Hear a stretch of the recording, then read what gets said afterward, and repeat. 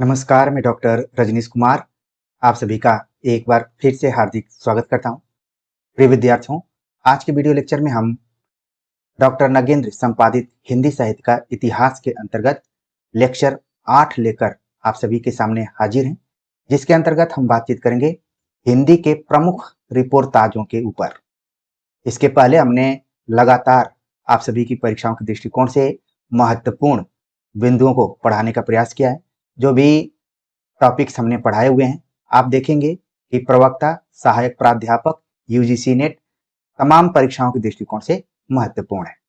तो हम बातचीत करते हैं कि हिंदी में कौन कौन से प्रमुख रिपोर्टाज लिखे गए हैं और परीक्षाओं के दृष्टिकोण से कौन कौन से तथ्य महत्वपूर्ण है। आप देख रहे हैं कि जो पहला वाक्य दिया गया है यहाँ पर कि रिपोर्टाज फ्रांसीसी भाषा का शब्द है।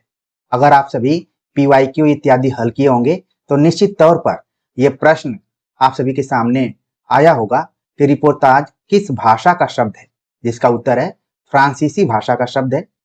आखिरकार रिपोर्टाज होता क्या है, तो हम देखें तो जिस रचना में वर्ण विषय का आंखों देखा तथा कानों सुना ऐसा विवरण प्रस्तुत किया जाए कि पाठक की हथतंत्री के तार झंकृत हो उठें और वह उसे भूल न सके, उसे रिपोर्टाज कहते हैं।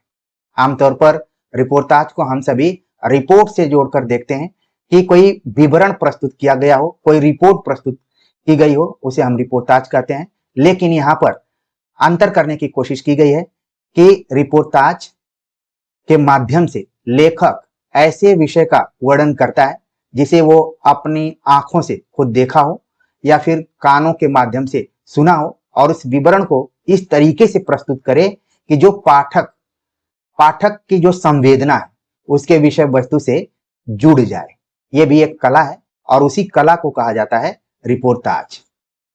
आगे दूसरे पॉइंट में हम देखें तो रिपोर्ट से यह इस अर्थ में भिन्न है कि उसमें जहां कलात्मक अभिव्यक्ति का अभाव होता है तथा तथ्यों का लेखा जोखा मात्र रहता है, वहीं रिपोर्टाज में तथ्यों को कलात्मक एवं प्रभावोत्पादक ढंग से व्यक्त किया जाता है।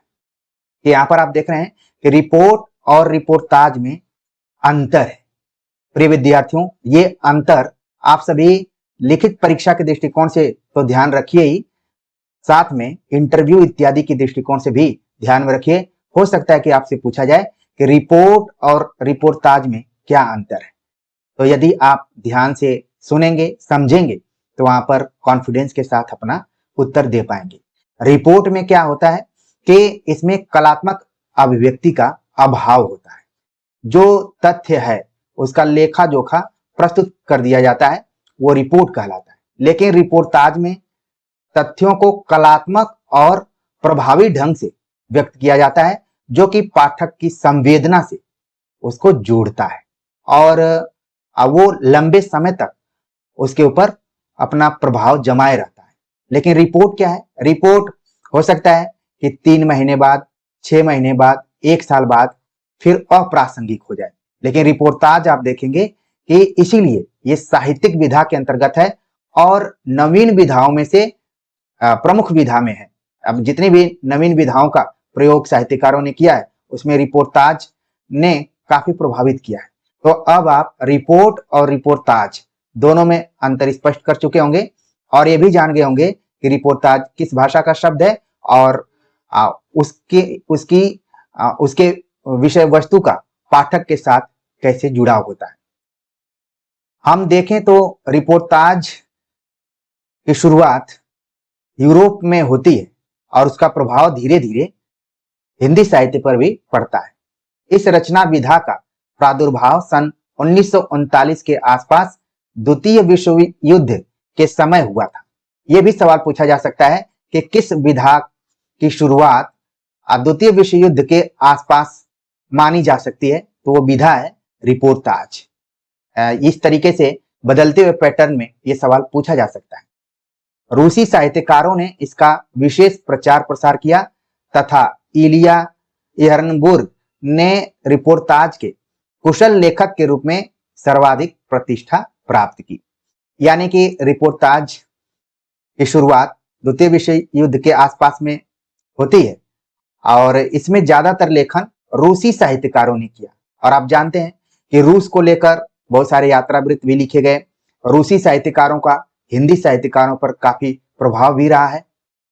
इसमें बताया गया कि रूसी साहित्यकारों ने इस विधा का विशेष प्रचार प्रसार किया और एक नाम दिया गया यहाँ पर इलिया एहरेनबुर्ग, जो कि रिपोर्टाज विधा में कुशल लेखक के तौर पर जाने जाते हैं। और जाहिर सी बात है कि ये रूसी साहित्यकार है।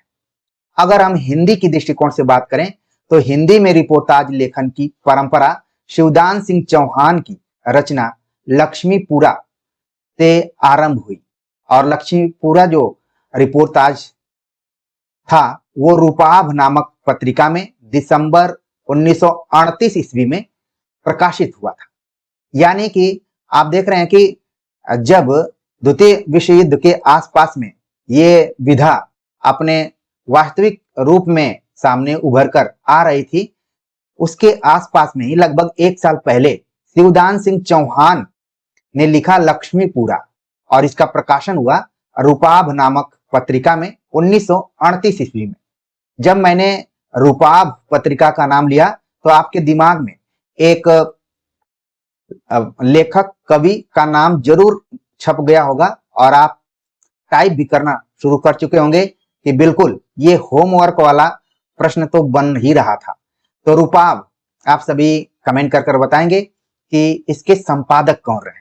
तो इससे आप न सिर्फ रिपोर्टाज के बारे में जानेंगे बल्कि पत्र पत्रिकाओं के बारे में, और जो आप अपने दिमाग में प्रैक्टिस सेट के माध्यम से याद करना चाहते हैं उसको भी बैठा लेंगे।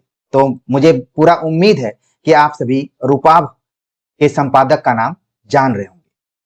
रूपाभ पत्रिका के अलावा हंस के समाचार और विचार तथा अपना देश स्तंभों के अंतर्गत भी उनकी इस शैली की अनेक रचनाएं प्रकाशित हुई, जिनमें मौत के खिलाफ जिंदगी की लड़ाई विशेष रूप से उल्लेखनीय है।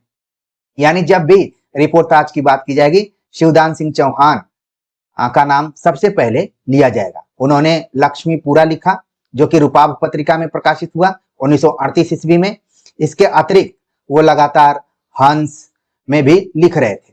और जिस तरीके से आप वर्तमान समय में पत्र पत्रिकाओं को पढ़ते होंगे तो कुछ स्तंभ, कुछ उसमें विभाजन होता है कि किसमें समीक्षा लिखा जाएगा, किसमें कहानी लिखी जाएगी, किसमें कविता लिखा जाएगा। तो समाचार और विचार तथा अपना देश स्तंभों के अंतर्गत तमाम रिपोर्टाज इन्होंने लिखे। उसमें से एक रिपोर्टाज का नाम बताया जा रहा है कि मौत के खिलाफ जिंदगी की लड़ाई। कितनी महत्वपूर्ण बात है, यहाँ पर शीर्षक ही कुछ ऐसा है कि प्रश्न के रूप में आ सकता है, मौत के खिलाफ जिंदगी की लड़ाई। और वास्तविक रूप में अगर आप प्रतियोगी छात्र हैं तो ये आपसे ज्यादा अच्छे से कनेक्ट हो रहा होगा। शिवदान सिंह चौहान के बाद दूसरे व्यक्ति का जो नाम आता है उनका नाम है रांगे राघव। बंगाल के दुर्भिक्ष तथा महामारी के संदर्भ में रांगे राघव द्वारा विशाल भारत के लिए लिखित रिपोर्टाज भी अपनी मार्मिकता के लिए प्रसिद्ध है। तो रांगे राघव ने क्या लिखा? बंगाल के दुर्भिक्ष और महामारी के संदर्भ में उन्होंने विशाल भारत, जैसा कि आप जानते हैं कि विशाल भारत इत्यादि का संपादन कलकत्ता से हो रहा था और इससे भी जुड़े थे, बहुत बड़ा नाम था, ठीक है, आप सभी जान रहे होंगे। उसमें रांगे राघव ने एक रिपोर्टाज लिखा जो कि बंगाल में जो भी अकाल पड़ा हुआ था, महामारी आई हुई थी, उसको केंद्र में रखते हुए अकालग्रस्त क्षेत्र में पहुंचकर उन्होंने पूंजीपतियों, व्यापारियों तथा मुनाफाखोरों के अमानवीय कृत्यों और भूख से बिलबिलाते नर कंकालों पर जो मर्मस्पर्शी रिपोर्टाज लिखे, वे आगे चलकर तूफानों के बीच में संकलित व प्रकाशित हुए। तो कुल मिलाकर यहाँ पर आपको ध्यान रखना है कि रांगे राघव के रिपोर्टाज का नाम क्या है? तूफानों के बीच। सन 1946 ईस्वी में इसका प्रकाशन हुआ। और शीर्षक देखिए, शीर्षक सामान्य नहीं है, इसमें जो बेचैनी है, व्याकुलता है, तूफानों के बीच। तूफान क्या है? दुर्भिक्ष, महामारी और साथ में पूंजीपतियों, व्यापारियों, मुनाफाखोरों का जो भी व्यवहार रहा, ठीक है। तो तूफानों के बीच नाम से इन्होंने रिपोर्टाज लिखा। कौन? रांगे राघव ने। शुरुआत में ये रिपोर्टाज का अंश जो था विशाल भारत में प्रकाशित हुआ, बाद में एक पुस्तक रूप में प्रकाशित हो गया। रांगे राघव के बाद प्रकाश चंद्र गुप्त का नाम आता है। इन्होंने घटना प्रधान रिपोर्टाज लिखे जो उनके रेखाचित्र में संग्रहित है। प्रकाश चंद्र गुप्त को आप सभी जानते हैं कि मार्क्सवादी विचारधारा से संबंधित थे। कई बार सवाल आता है कि निम्नलिखित में से कौन मार्क्सवादी हैं, तो रामविलास शर्मा, नामवर सिंह, प्रकाश चंद्र गुप्त, सिद्धांत सिंह चौहान, इन लोगों का नाम आता है। और कई बार आ जाता है कि कौन नहीं है, तो प्रकाश चंद्र गुप्त को आप जरूर ध्यान में रखें, इनसे भी प्राय परीक्षाओं में सवाल आते रहे। तो बताया गया कि इनके जो रिपोर्टाज लिखे गए वो घटना प्रधान थे, और शुरुआत में इन्होंने जो रेखाचित्र नाम से संग्रह लिखा हुआ था उसमें प्रकाशन हुआ। कुछ इनके रिपोर्टाज बहुत ही महत्वपूर्ण है। अगर आप पिछले साल के क्वेश्चन पेपर को देखे होंगे तो निश्चित तौर पर अल्मोड़े का बाजार और बंगाल का अकाल, ये दोनों रिपोर्टाज आपने परीक्षाओं में जरूर देखा होगा। इन दोनों के अतिरिक्त इन्होंने लिखा स्वराज्य भवन। तो प्रकाश चंद्र गुप्त के रिपोर्टाजों को भी ध्यान में रखिए, चूंकि इन्होंने भी लिखा है बंगाल का अकाल नाम से रिपोर्टाज, और ऊपर हमने बतलाया आप सभी को कि रांगे राघव ने भी लिखा है। तो कई बार परीक्षा हॉल में कंफ्यूजन सा क्रिएट हो जाता है। तो मुख्य रूप से तूफानों के बीच आप याद करेंगे कि ये रांगे राघव का है, और बंगाल का अकाल नाम का जो रिपोर्टाज है वो प्रकाश चंद्र गुप्त का है। इन सब के अलावा उपेंद्र नाथ अश्क ने लिखा रेखाएं और चित्र में उनका रिपोर्टाज संकलित रहा जिसका नाम है पहाड़ों में प्रेममय संगीत, जो कि कथात्मक शैली में लिखित रिपोर्टाज है। तो पहाड़ों में प्रेममय संगीत, जो भी पहाड़ी एरिया का होगा वो इस चीज को अच्छे से समझेगा। पहाड़ों में प्रेममय संगीत उपेंद्र नाथ अश्क का रिपोर्टाज है। राम नारायण उपाध्याय के रिपोर्टाज उनके व्यंग्यात्मक निबंधों के संग्रह गरीब और अमीर पुस्तकें 1958 में संग्रहित है। यहां पर ध्यान रखिए, राम नारायण उपाध्याय ने व्यंग्यात्मक निबंधों, जब भी व्यंग्यात्मक निबंधों की बात आती है तो हरिशंकर परसाई का नाम आता है, लेकिन इन्होंने लिखा गरीब और अमीर पुस्तकें। इसमें इनका एक रिपोर्टाज छपा जिसका नाम था नववर्षांक समारोह में। नववर्षांक समारोह जो रिपोर्टाज है वो है राम नारायण उपाध्याय का। इसके अतिरिक्त आप देख रहे हैं कि भदंत आनंद कौशल्यायन ने लिखा देश की मिट्टी बुलाती है। शिव सागर मिश्र ने लिखा वे लड़ेंगे हजार साल 1966 में। धर्मवीर भारती का रिपोर्टाज है युद्ध यात्रा, सन 1972 में लिखा गया, और ये इंपॉर्टेंट है, परीक्षाओं में कई बार पूछा गया है। देखने से ऐसा लग रहा है कि ये यात्रा वृत्त होगा, लेकिन क्या है, ये रिपोर्टाज है।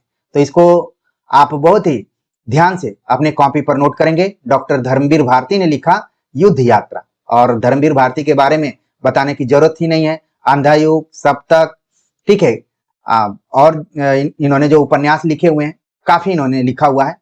तो आप अपने दिमाग में गूगल की तरह उन तथ्यों को लाइए। कन्हैयालाल मिश्र प्रभाकर ने लिखा क्षण बोले कण मुस्काए, ये भी एग्जाम में पूछा जाता है। शमशेर बहादुर सिंह ने लिखा प्लाट का मोर्चा रिपोर्टाज, ये भी इंपॉर्टेंट है, परीक्षा में खूब पूछा जाता है।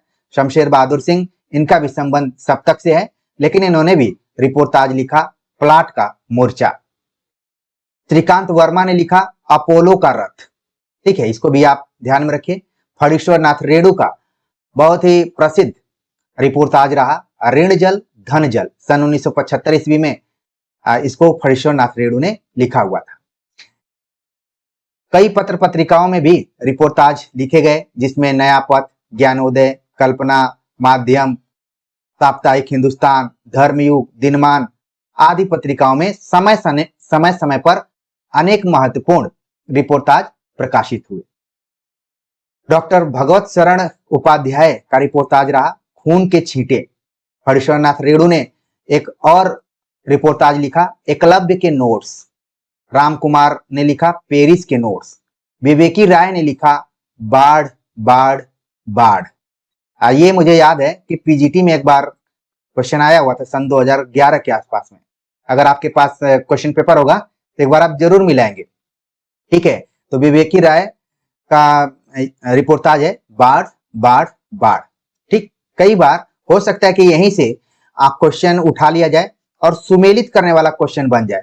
तो हमारे जितने भी विद्यार्थी जुड़े हुए हैं और लगातार वो खुद से पढ़ाई भी कर रहे हैं, प्रैक्टिस सेट लगा रहे हैं, व्याकरण की चीजों को पढ़ रहे हैं, संस्कृत को पढ़ रहे हैं, जीएस पढ़ रहे हैं, लेकिन जितने वक्त के वीडियो हम बनाकर अपलोड कर रहे हैं या बताने का प्रयास कर रहे हैं उसको भी समय निकाल कर देख रहे हैं, निश्चित तौर पर उनके लिए ये टॉनिक का काम कर रहा होगा, आपके मनोबल को बढ़ाने का भी काम कर रहा होगा।